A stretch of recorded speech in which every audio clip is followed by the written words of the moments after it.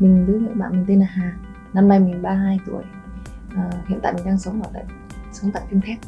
Hiện tại mình đang làm công nhân tại một xưởng sản xuất của Hàn và mình có bán hàng online trên mạng nữa. Mình theo dõi Nana qua Facebook khá lâu rồi. Mình cũng biết các dịch vụ của Nana rất là tốt, nên là tại vì mình không có thời gian phẫu thuật thẩm mỹ, hay là điều kiện mình chưa có, nên là mình chưa có điều kiện để phẫu thuật thẩm mỹ.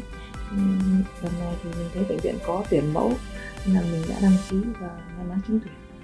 Trước khi mình có tìm hiểu về Nana, mình biết ở đây có hai viện trưởng rất là nổi tiếng của Hàn, và đặc biệt ở đây là các bác sĩ thì mỗi bác sĩ đều có một mảng chịu trách nhiệm riêng, không như bệnh viện khác. Và đặc biệt là mình trong quá trình được tư vấn thì bạn tư vấn người Việt Nam rất là nhiệt tình, nên là mình cảm thấy rất là tự tin và mình cảm thấy rất là yên tâm hơn.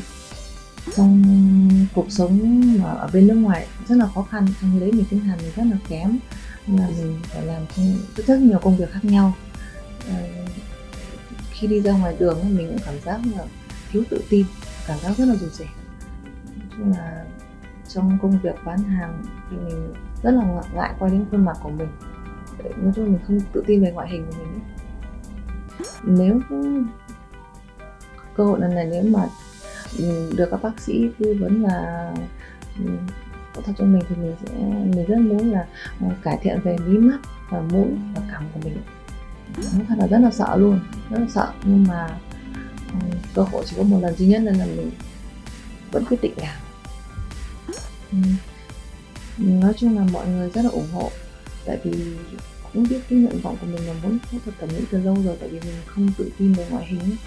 Nên là mọi người rất là ủng hộ. Nói chung là mọi người rất là tin tưởng, tại vì mọi người cũng đã biết về tay nghề của bác sĩ Hàn Quốc rất là tốt, nên là nói chung mọi người rất là ủng hộ.